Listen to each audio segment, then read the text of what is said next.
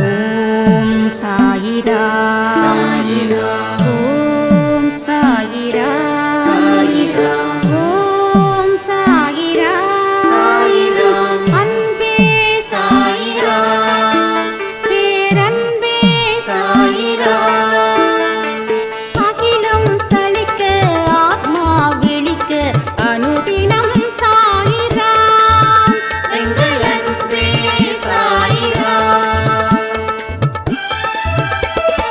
ஒன்றே இறைவன் ஒன்றே பூமிக்கென்றும் சாயிரா சரணம் சாயிரா நன்றே செய்து வாழ்வோம் நாம் ஒன்றே செய்து வாழ்வோம் அன்பே சாயிரா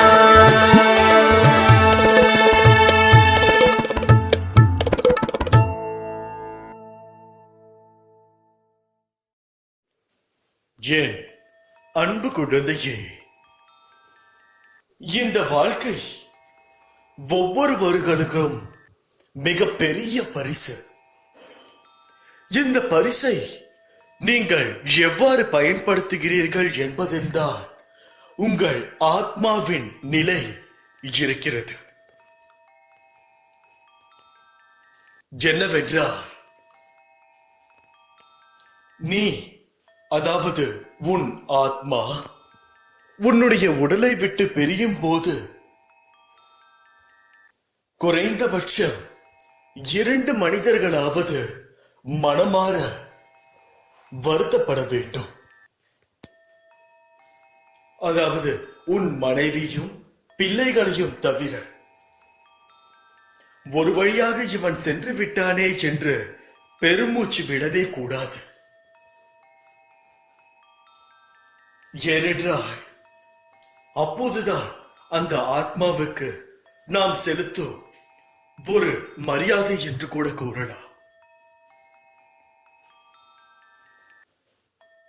கடவுள் கொடுத்த இந்த உடலை நீங்கள் எப்படி பயன்படுத்த வேண்டும் என்று உங்களுக்கு தெரியுமா? நீ இந்த உடலை வைத்து ஒருபோதும் பொய் கூறவே கூடாது. யாருக்கும் தீங்கு நினைக்கவே கூடாது. யார் மேலும் பொறாமைப்படவே கூடாது. அது மட்டுமில்லாமல் பேராசை அறவே ஆகாது. ஏனென்றால் இன்று பேராசையால் இழந்தவர்கள் பல பேர் உள்ளனர்கள்.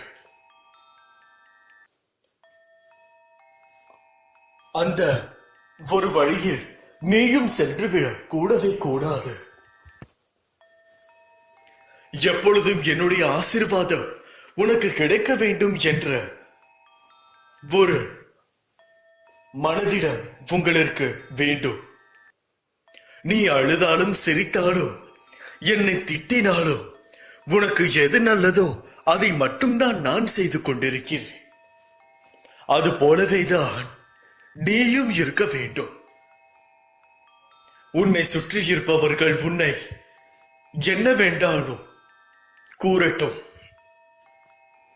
எவ்வளவு வேண்டுமானாலும் திட்டட்டும். ஆனாலும் நீங்கள் ஒருபோதும் அவர்களுக்கு தீயதை செய்ய வேண்டும் என்று மனதார நினைக்க கூட கூடாது.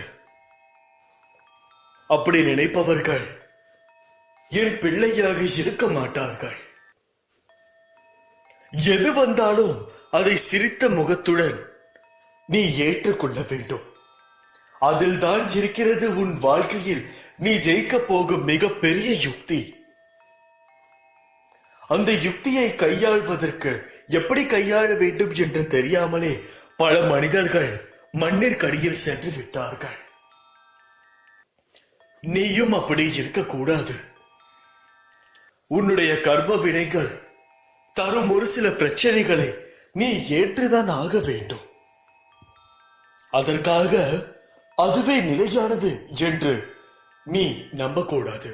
அது மட்டுமல்ல, எதையுமே இதுதான் நமக்கு நிரந்தரம் என்று முடிவெடுக்கவே கூடாது. ஏனென்றால் இந்த உலகத்தில் நிலையானது என்று எதுவுமே இல்லை. எதுவாக இருந்தாலும் கொஞ்ச காலம்தான். நிச்சயமாக இதுவும் கடந்து போகும். அனைவரும் இந்த உலகத்தை விட்டு ஒரு நாள் செல்பவர்கள்தான். ஏன் இந்த உடல் கூட உனக்கு சொந்தம் இல்லாததுதான்.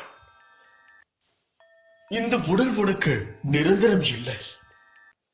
எப்போது வேண்டுமானாலும் இந்த உடலை விட்டு உன்னுடைய ஆத்மா பிரியும், எந்த நொடியிலும். ஆகையால் இருக்கும் வரை உன் உடலையும் உன்னை சுற்றி இருப்பவர்களையும் நீ சந்தோஷமாக பார்த்து கொள்ள வேண்டும். உன் உடலை நீ பார்த்து கொள்ள வேண்டியது மிகவும் பெரிய விஷயம். அதை நீ மேலும் மேலும் மிக சரியாக காத்து கொள்ள வேண்டும். உன் உடம்பிற்கு எது தேவையோ அதை மட்டுமே நீ எடுத்துக்கொள்ள வேண்டும். அதை ஒருபோதும் நீ தவிக்க விடக்கூடாது. அளவுக்கு மிஞ்சினால் அமுதமும் நஞ்சு என்ற பழமொழியை யோசித்துக் கொள்ளுங்கள். நல்லதோ கெட்டதோ சிறிதாக இருந்தாலும் சிறிதுதான், பெரிதாக இருந்தாலும் பெரிதுதான். அந்த அளவை தக்க வைத்துக் கொள்ளுங்கள். ஒவ்வொரு நொடியும் ஒவ்வொரு நிமிடமும். இங்கு இருக்கும் பல பேருக்கு பிரச்சனை எதனால் வருகிறது என்றால் தங்களுடைய உடம்பில் ஏற்படுகிற ஒரு சில பிரச்சனைகளால் மட்டும்தான். உடம்பில் ஏற்படக்கூடிய ஒரு சிறிய பாதிப்பு கூட ஒரு மனிதனுக்கு எந்த ஒரு முடிவையும் எடுக்க முடியாத அளவிற்கு அது பிரச்சனை தரக்கூடும். ஆகையால் உடலில் எந்த ஒரு பாதிப்பும் இல்லாத ஒரு மனிதனால் மட்டுமே தீர்க்கமாக யோசிக்க முடியும், தொலைநோக்கு பார்வையுடன் செயல்பட முடியும், நேர்கொண்ட பார்வையுடன் நடக்க முடியும். நன்றாக யோசித்து பாருங்கள். நீங்கள் சிறு வயது குழந்தையாக இருக்கும் பொழுது உங்களுடைய புத்தியும் மனமும் எவ்வாறு செயல்பட்டது என்று, இப்போது எவ்வாறு செயல்படுகிறது என்று யோசித்து பாருங்கள். நிச்சயமாக நீங்கள் வித்தியாசத்தை உணர்வீர்கள். நீங்கள் அன்றைக்கு ஒரு பொம்மையை வைத்து விளையாடி இருப்பீர்கள். அந்த பொம்மைக்கு உயிர் இருக்கிறது என்று நினைத்து அதற்கு தினமும் நீங்கள் உணவு கொடுப்பீர்கள். அதை நோகடிக்க மாட்டீர்கள். அதை ஒரு உயிர் உள்ள ஜீவன் போல அதை பார்த்துக் கொள்வீர்கள். அதை தினமும் உபசரிப்பது, குளிக்க வைப்பது, இவ்வாறு அந்த பொம்மைக்கு நீங்கள் அனைத்து நல்ல விஷயங்களையும் செய்வீர்கள். ஆனால் இன்று அது வெறும் ஒரு பொம்மைதானே என்று தூக்கி எறிந்து விடுகிறீர்கள். அதுபோல்தான் உங்களது உடலும். அப்பொழுது ஒரு பொம்மைக்கே உயிர் இருக்கிறது என்று அதை பார்த்து பார்த்து வைத்த நீங்கள் இப்பொழுது ஒரு பொம்மையை கண்டுக்க முடியாத அளவிற்கு இருக்கும் நீங்கள் உங்கள் உடலையா கவனித்துக் கொள்ள போகிறீர்கள்? நிச்சயமாக இல்லை. ஆகையால் உங்கள் உடலிற்கு என்ன தேவையோ அதை மட்டும் கொடுங்கள்.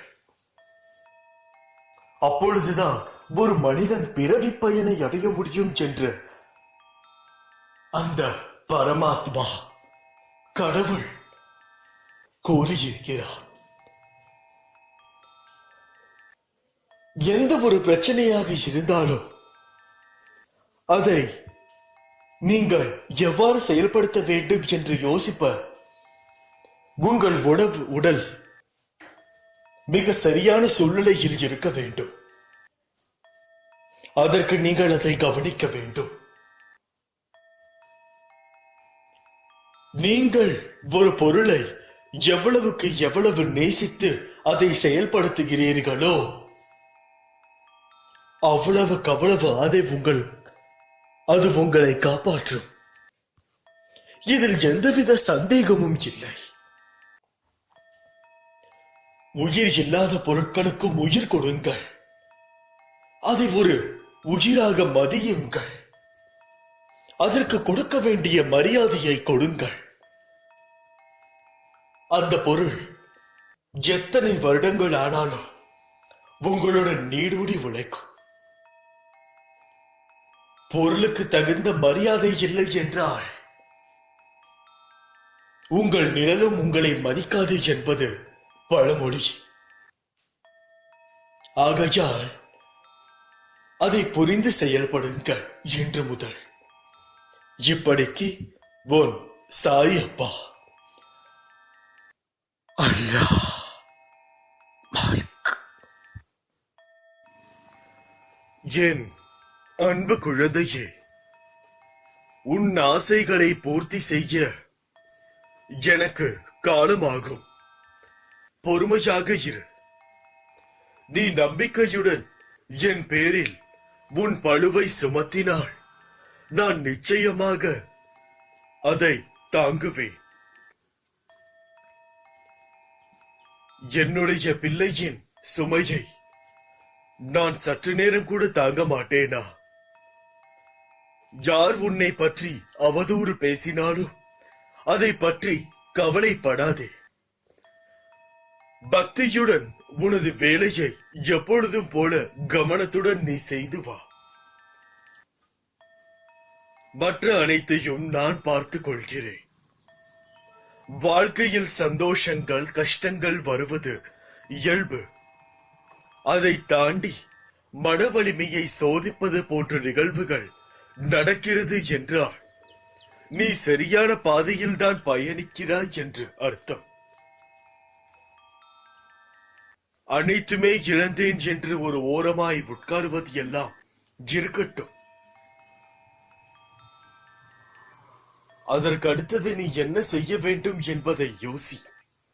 குடும்பத்தில் ஒரே ஒருவர் தன்னம்பிக்கையுடன் சரணடைந்தாலும் கூட அவர் பொருட்டு அந்த குடும்பத்தையே காப்பாற்றும் கருணை நிரம்பியவர். யாரையும் பழிவாங்க நினைக்காதே. உன்னை ஏமாற்றினவர்கள் தன் கர்ம வினையை அடைந்தே தீருவார். நீ அதிர்ஷ்டசாலியாக இருந்தால் அவன் உன் கண்முன்னே நிகழும். ஏனென்றால் நீதான் ஏமாற்றப்பட்டாய் அவனால். ஆகையால் அவன் அனுபவிப்பதை நீ கண்ணூர கூட காண முடியும். உன் வாழ்வில் உள்ள தடைகள் எல்லாம் படிக்கல்லாகும். காலமாக அதற்குண்டான காலம் மாத்திவிட்டேன். இனிமேல் உனக்கு வெற்றி மட்டும்தான். எது நடந்தாலும் என்னிடம் சொல்லிவிடுங்கள். எது நடக்கப் போகிறது என்று நீங்கள் நினைத்தாலும் அதையும் சொல்லிவிடுங்கள். உன்னுடைய பேராபத்துகள் உரிய நேரத்தில் என்னால் எச்சரிக்கப்பட்டு தவிர்க்கப்படும்.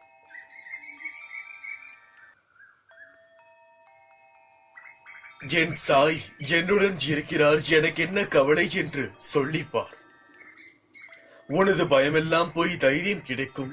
இனி நல்லதும் நடக்கும். உனக்காக யார் இருந்தாலும் இல்லாமல் போனாலும் உன் சாய் எப்போதும் உனக்கு உண்டு. தேவையில்லாமல் உன்னை நீயே வருத்திக் கொள்ளாதே. உனக்கு உதவி செய்யும் நாள் அனைத்தும் வந்துவிட்டது. நீ வேண்டியது அனைத்தும் நிறைவேறப் போகிறது. உங்கள் கோரிக்கைகள் எதுவானாலும் கண்டிப்பாக நிறைவேறும்.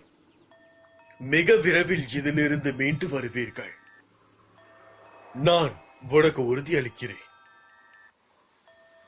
ஏனென்றால் நீ வீணாக எல்லாவற்றையும் நினைத்து உன் மனதை போட்டு குழப்பிக் கொண்டிருக்கிறாய்.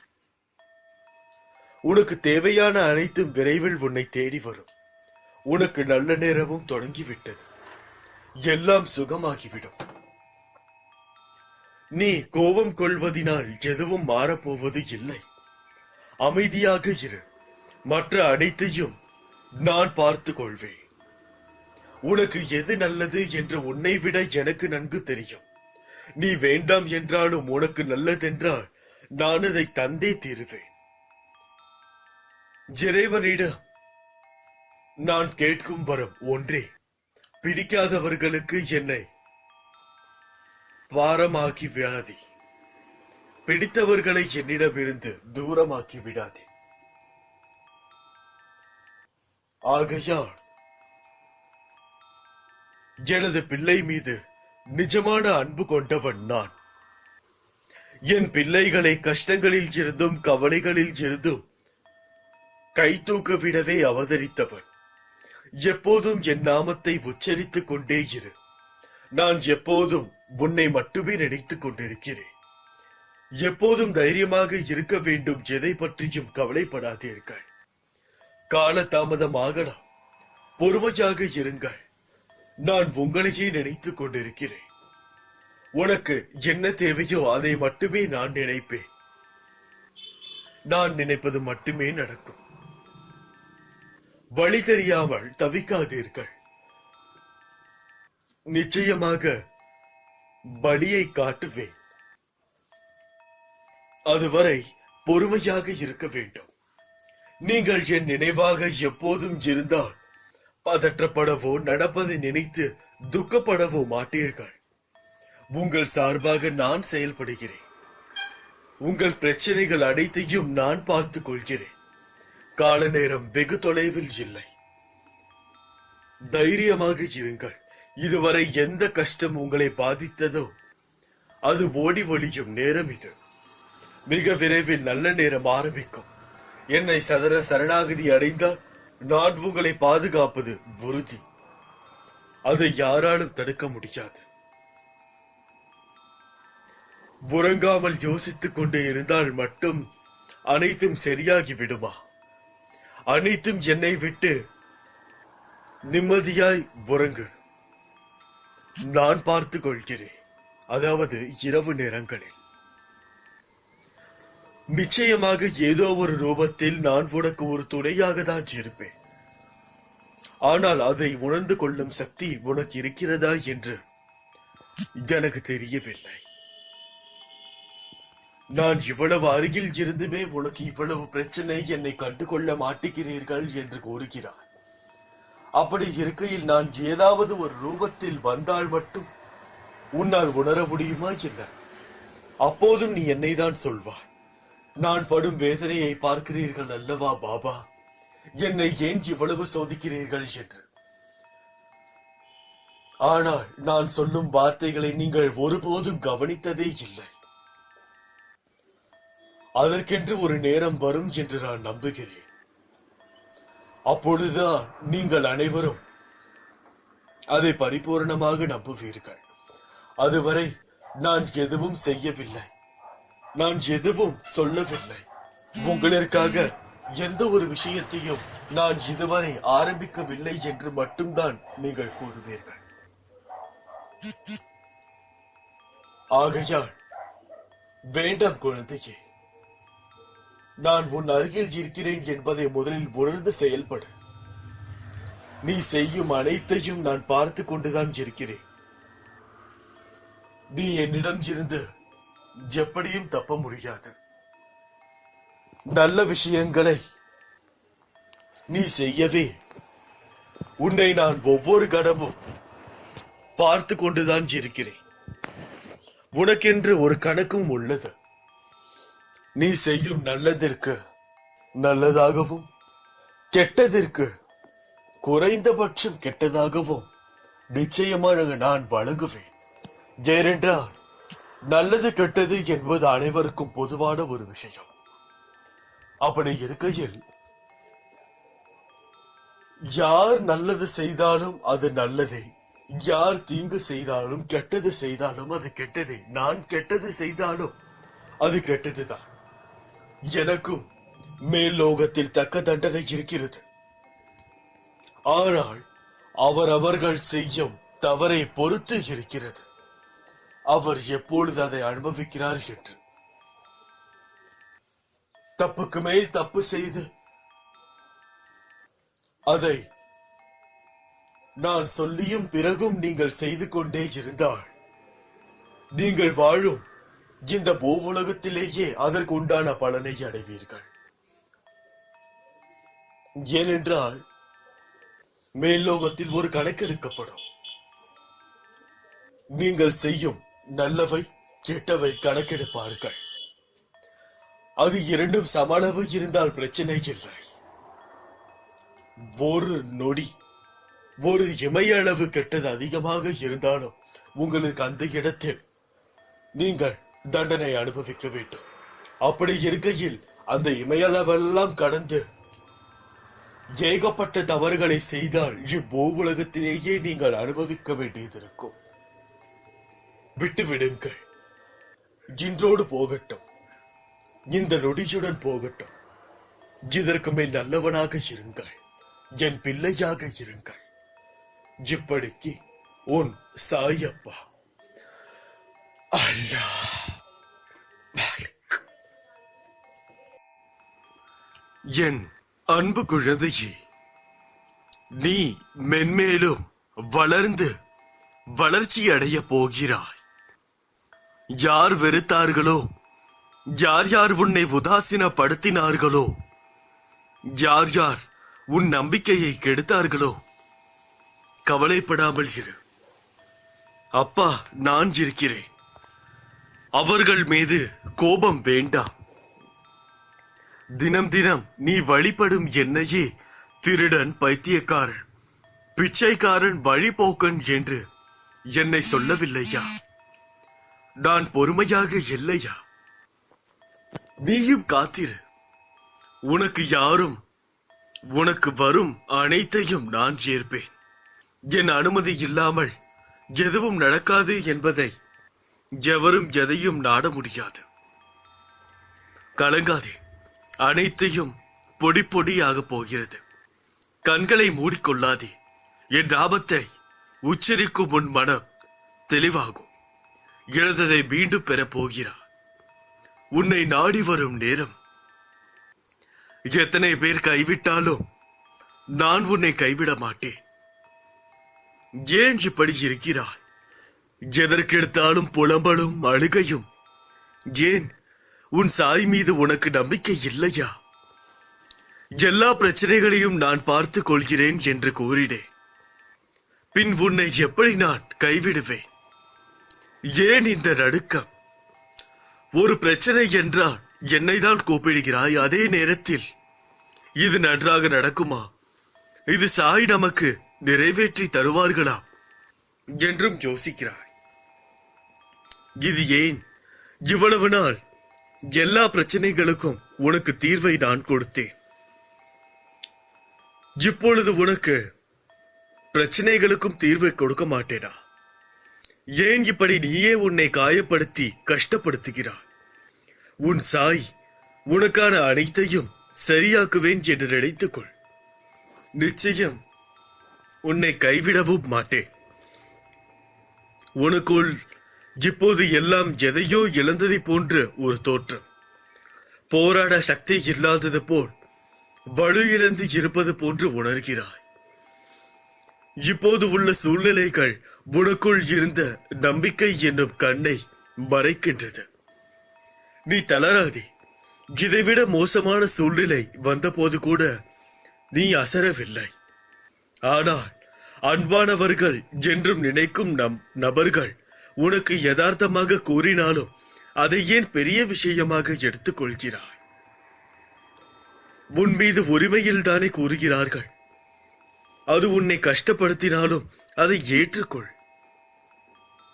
அதில் எதுவும் தவறு இல்லை. விட்டு கொடுத்து போவதில் ஒரு மனநிறைவு கிடைக்கும். அதை நீ கண்டிப்பாக உணர்வாய். ஏன் நான் இப்படி இருக்கிறேன் என்று என்னிடம் வேண்டுகிறாய்? நிச்சயம் உன் சூழ்நிலைகளும் உனக்கான நேரமும் தான் உன்னை இப்படி சிதக்க வைக்கிறது, சிந்திக்கவும் வைக்கிறது. இதில் உன் தவறு இல்லை. நீ வீணாக எல்லாவற்றையும் நினைத்து உன் மனதை கேட்டு அதை போட்டு குழப்பிக் கொள்ளாதே. உனக்கு தேவையான அனைத்தும் விரைவில் உன்னை தேடி வரும். நீங்கள் இப்படி சொல்கின்றீர்கள், ஆனால் எதுவும் மாறவில்லையே என்று நினைக்கிறாயா? உனக்கான நல்ல நேரம் வரும் என்று நான் நம்பிக்கையாய் கோருகிறேன். அதே போல நீயும் நினை. நீ நினைக்கும் பொழுது இந்த பிரபஞ்சத்தின் சக்தி சற்று உண்மையாக நம்பிக்கையுடையதாக மாறும். நீ எந்த அளவுக்கு நேர்மறையாக நம்புகிறாயோ அதே அளவுக்கான நேர்மறை எண்ணங்களும் தோற்றங்களும் உன்னுடைய வாழ்க்கையில் நிச்சயமாக நடக்கும். இந்த பிரபஞ்சத்தில் நாம் என்ன போடுகிறோமோ அதுதான் நம்மிடம் திரும்பி வரும் என்பதை மறந்து விடாதே. நீ ஒருவன் நல்லாக இருக்க வேண்டும் என்று மனதார சொல்லிக் கொண்டே இருந்தால் அவன் நிச்சயமாக நன்றாக இருப்பான். இதே அவன் நாசமாக போய்விட வேண்டும் என்று நீ வேண்டினான், அவன் நாசமாக தான் போவான். இது எந்தவித வார்த்தைகளிலோ அல்லது கடவுள் மூலமாகவோ நடக்கும் ஒரு விஷயம் அல்ல. இந்த பிரபஞ்சத்தின் சக்தி. இந்த பிரபஞ்சத்தில் நீ என்ன சொல்கிறாயோ, அதாவது நீ எதை திரும்ப திரும்ப சொல்கிறாயோ, நீ திரும்ப திரும்ப சொல்ல சொல்ல அந்த வார்த்தைக்கு நீ ஒரு உயிரை கொடுக்கிறாய் என்ற அர்த்தம். இப்போது ஒருவன் உன் முன்னே பயங்கரமாக கஷ்டப்படுகிறான். அவனை பார்த்து ஜீவன் சந்தோஷமாக இருக்க வேண்டும் என்று நீ அவனை பார்க்கும் போதெல்லாம் நினைத்து கொண்டே சொல்லிக் கொண்டே இருந்தாள், அதாவது மனதார சொல்லிக் கொண்டிருந்தாள், உனக்கு அவன் சந்தோஷமாக இருக்க வேண்டும் என்ற ஒரு எண்ணத்தை உருவாக்கி நீ ஒவ்வொரு முறையும் அதை நினைக்கும் போது அந்த எண்ணத்திற்கு சக்தி கொண்டே கொடுத்து கொண்டே இருக்கிறாய் என்பது அர்த்தம். அப்பொழுது நீ சக்தி கொண்டே கொடுத்து கொண்டே இருக்கும் பொழுது அது நாளடைவில் அந்த எண்ணம், அந்த வார்த்தை மகா சக்தியை பெற்று பிரபஞ்சத்துள் ஒன்றாகி நீ யார் சந்தோஷமாக இருக்க வேண்டும் என்று நினைக்கிறாயோ அவன் எந்தவித பணமும் இல்லாமல் செல்வமும் இல்லாமல் அவன் சந்தோஷமாக இருப்பான். தான் செய்யக்கூடிய வேலையை மிகவும் அன்போடு செய்வான், சந்தோஷமுடன் செய்வான். எந்த ஒரு விதத்திலும் அவன் சோர்வடைய மாட்டான். ஆகையால் அவனிற்கு கஷ்டம் எதுவும் வரக்கூடாது என்று கூறினான். அதில் கஷ்டம் என்பதுதான் முதல் வார்த்தையாக உள்ளது. கஷ்டத்திற்கு சக்தி கொடுத்து மேலும் கஷ்டம் அடைய ஆரம்பித்து விடுவான். ஆகையால் அந்த எதிர்மறையான வார்த்தைகளை நாம் உபயோகிக்கவே கூடாது. உபயோகித்தால் எந்த ஒரு வார்த்தை முதலில் வருகிறதோ அந்த வார்த்தைக்கு தான் முழு சக்தியும் சென்றடையும். அந்த சக்தியின் பின்தான் அதனுடைய சக்திகள் பிரித்து கொடுக்கப்படும்.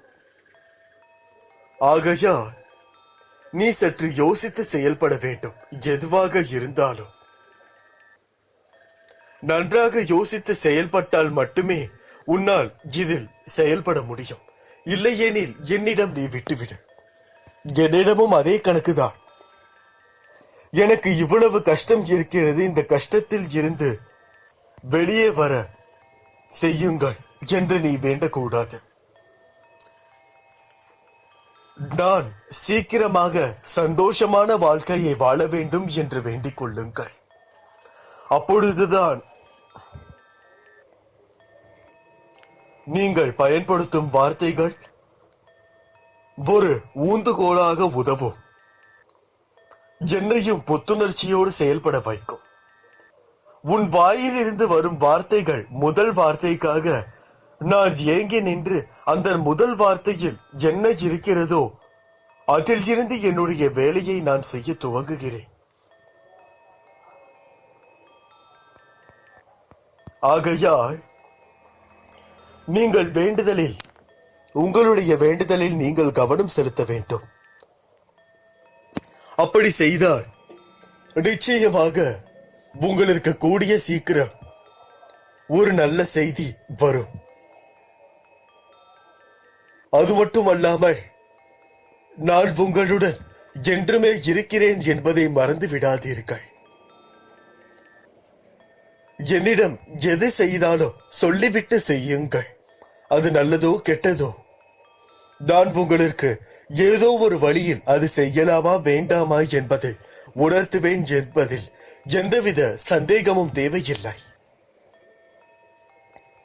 ஆகையால் ஒவ்வொரு வார்த்தையும் நாம் உபயோகிப்பது மிகவும் முக்கியமானது நம் வாழ்க்கையில். ஒருவரிடம் பேசும்போதும் நாம் நினைக்கும் போதும். ஆகவே எதிர்மறை எண்ணங்களையும் எதிர்மறை வார்த்தைகளையும் அறவே ஒழித்து விடுங்கள். அதை ஒழித்து விட்டால் நீங்களே நேர்மறையாக மாறிவிடுவீர்கள். உங்களால் முடியும் என்று உங்களுக்குள்ளேயே தோன்ற ஆரம்பிக்கும். இதை வைத்து உங்கள் வாழ்க்கையில் நீங்கள் வெற்றியடையலாம். இப்படிக்கு உன் சாயப்பா அல்லாஹ்.